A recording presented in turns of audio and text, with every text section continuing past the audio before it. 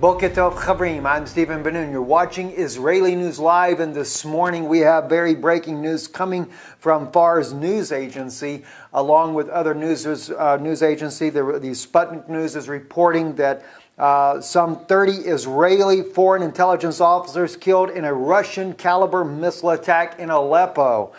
And according to this here, it says several U.S., Turkish, Saudi, Qatari, and British officers were also killed, along with Israeli officers. The foreign officers who were killed in Aleppo operations room were directing the terrorist attacks in Aleppo.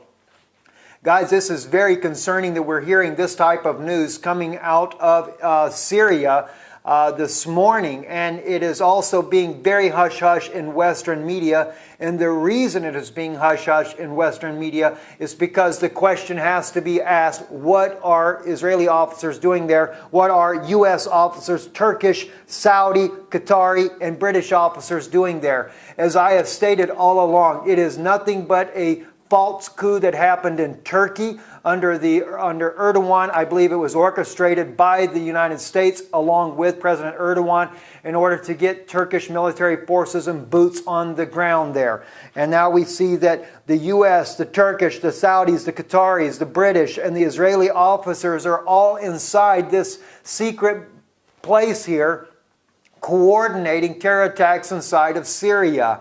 And although I love my countrymen, both U.S. and Israeli countrymen there, it's still, what are we doing in Saudi Arabia? And I want to state this because I know there's going to be many that are going to be concerned about the fact that this news has happened. It's going to be a cry from the West to bring about war against Russia. But you have to understand, Russia is actually trying to stop this whole rebel force that's going on, and this whole so-called moderate rebels is trying to overthrow the country. But I am not the only voice from the United States that is sounding this alarm that we have no business to be in Syria. They have demonized President Bashar al-Assad as being some kind of madman, gassing and using incendiary devices, etc. on his people, only to find out that it's to the contrary. Even Eren Erdem, the former Turkish MP member of the parliament in Turkey, he was the first one to reveal that the 2013 gas attacks that happened in Syria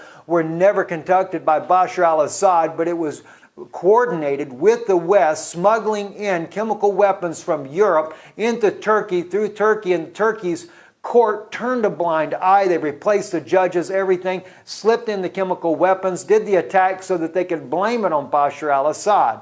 And we're finding out similar things again with this situation that is happening even now with the incendiary devices, that it is not Russia that's doing it, but we're finding that even recently Saudi Arabia, also they've been given phosphorus munitions. They're using it against the people in Yemen, and as well those things are coming into the hands of the groups inside of Syria, being used against the civilians, only to build a momentous campaign, media campaign in the West to try to demonize the Syrian people. And one thing I might add to that, and this is what we're going to close out this news broadcast with, I want you to hear, this here is a panel. I'm only using 3 of the 5 that are in there, but I want you to listen to what a U.S.-led delegation that went to Syria firsthand, went to Damascus, and found out that it was nothing but a bunch of lies and propaganda by the U.S. government that is controlled by the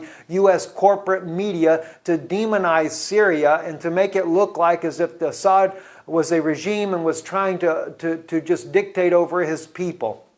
They met with both opposition and Syrian forces, and they come back with a report that clearly lets us know that this had nothing to do but with false propaganda. It has been a constant desire to bring down Bashar al-Assad.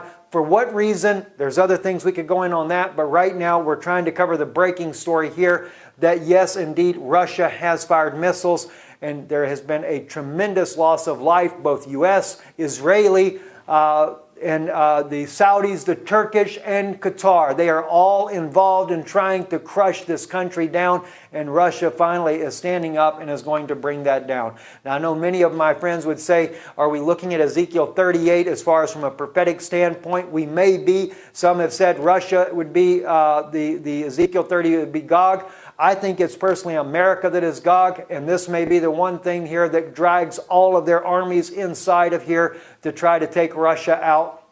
Then others might say this would be the hook in the jaws for Russia and bring them down, but Russia is one nation, and we see in the prophecy of Ezekiel that it is jaws and hooks, plural, so it is a multinational force that comes in, and we see a multinational force there. My condolences also go to those families, the U.S., the British, even the Turkish and Saudis. I mean, these are loved ones of people that have died in this, just as the loved ones of the Syrians that have died in this war as well. As we've seen, the sad cases of it's loss of life, friends, is a loss of life. It doesn't matter what nationality. I do have a heart for that, and my condolences to all the families that have died into this. But I think if the West would have stayed out of Syria, we wouldn't have the problem we're having today. I'm Stephen Ben-Nun with Israeli News Live. It was our consideration that we had to reach out to the U.S. peace movement and ask that they participate in a delegation to Syria to see for themselves what existed, to speak to both officials and non-officials, civil society, to try to determine for themselves, independently, the situation in Syria and the road to peace. That is our responsibility. Our responsibility is to reach out first to the U.S. peace movement and then to the American people.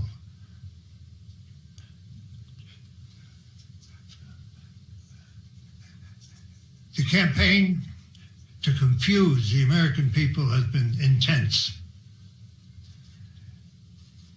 And it is our purpose to try to bring some light, some understanding, which can perhaps lead to the American people demanding an end to the intervention and peace in Syria. What Alfred said is so true. We are fighting a mass of propaganda that has demonized the Syrian government, demonized its leaders, an effort that precedes every other intervention that the United States has made over the course of many, many decades in order to convince people that it's okay for quote-unquote humanitarian reasons to overthrow a government and to replace it with whatever. The United States prefers a government that is not independent, that is a willing participant in what whatever U.S. policy is. So what we saw in Damascus and what we saw in the two villages we visited outside Damascus belies the propaganda that has overwhelmed us. It's hard. It's hard for even those of us who have been in the peace movement for a long time. It's hard for us to ignore this propaganda. It is so well orchestrated. Work together, coming back in cooperation to try to bring the message and the truth back to the United States. As an American citizen, it is shameful for me to admit what my government is doing in the sovereign country of Syria. We have no right to impose these illegal sanctions. In fact, these sanctions, allegedly, the government says are against the government of Syria. But in fact, it's against the people, civil society, people who are attempting to maintain the infrastructure, the health care, the safety of all Syrian people. One of the things that stood out to me is not only the lack of medication and the fact that Syrian children are dying because they can't get chemotherapy meds into the country because of the illegal sanctions that the U.S. and the West has imposed. Also, they're not allowing parts and material to get to businesses who are trying to maintain. And they're trying to maintain for more than one reason, and not just to continue to make money, but to employ people.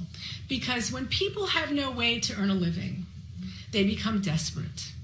And we know that some of the Syrian people who may have chosen to join the terrorists, mostly for economic reasons, because they couldn't earn a living. And their benefactors, the U.S. and all the others who are collaborating together to fund this terrorism, are paying people very well to participate in this illegal activity against the Syrian people.